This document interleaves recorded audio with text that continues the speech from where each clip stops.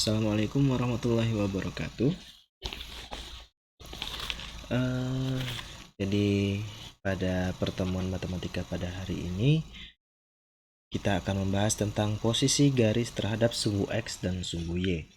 Nah, sebelumnya pada pertemuan sebelumnya sudah diberikan modul tentang koordinat kartesius, di mana di situ sudah dibahas tentang posisi titik terhadap sumbu X dan sumbu Y pada koordinat kartesius, terus menentukan posisi titik terhadap titik asal dan titik pada terhadap titik tertentu.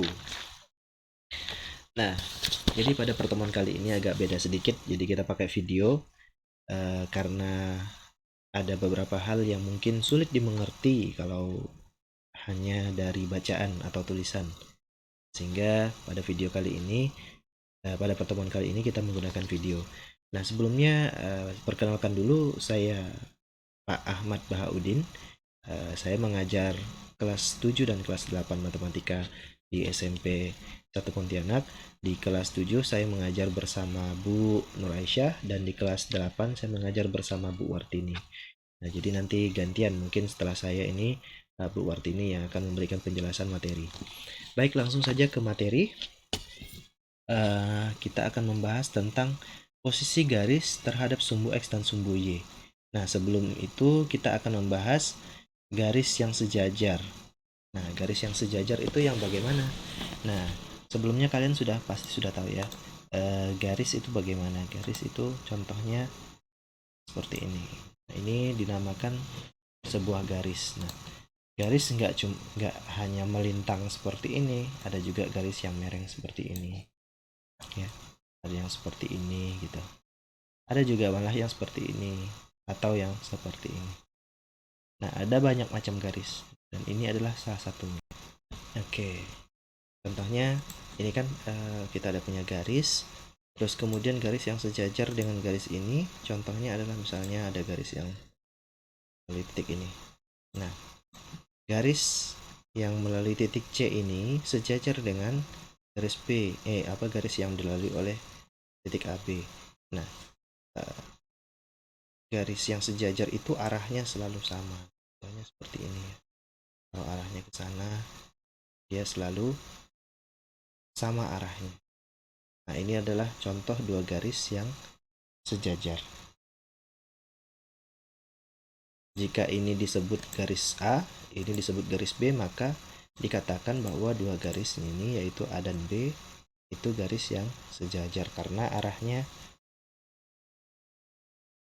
seperti itu. Nah, kemudian ada juga garis yang tegak lurus. Misalnya saya punya garis, yaitu ini ya contohnya, garis seperti ini. Kemudian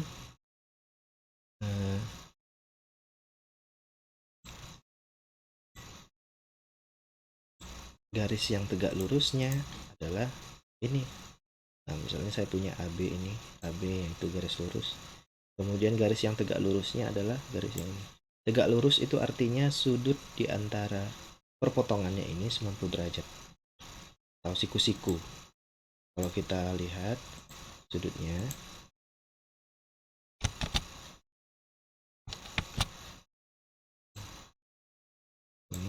nah, sudutnya itu antara dua garis ini adalah 90 derajat. Nah, kalau kurang kelihatan saya besarkan dulu ya.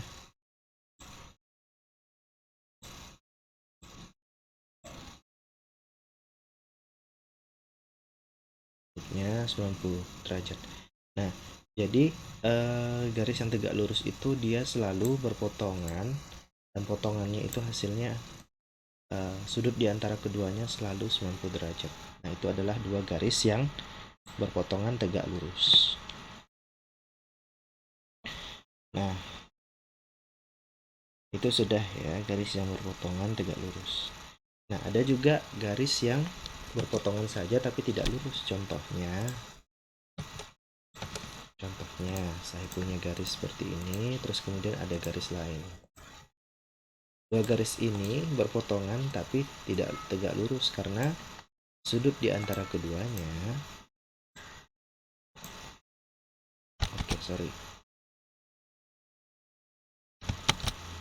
sudut di antara keduanya ini tidak 90 derajat. Kecuali kalau dia jadi 90 derajat, maka dia jadi garis yang tegak lurus. Tapi ini garisnya disebut atau dinamakan garis yang berpotongan, tapi bukan berpotongan tegak lurus. Oke, ini posisi kedudukan di antara dua garis. Nah, lalu ada posisi kedudukan dari suatu garis. Ada yang namanya garis yang tegak lurus terhadap sumbu X dan sumbu Y.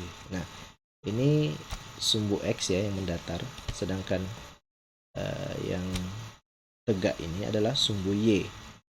Nah, jadi nanti ada garis yang tegak lurus terhadap sumbu X, ada garis yang tegak lurus terhadap sumbu Y. Ada garis yang sejajar dengan sumbu X, ada garis yang sejajar sumbu Y. Nah, contohnya yang pertama adalah garis yang sejajar dulu ya. Contohnya garis yang sejajar dengan sumbu X. Nah, ini contohnya.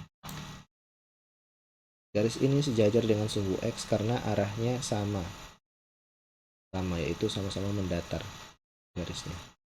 Contoh garis yang sejajar sumbu X.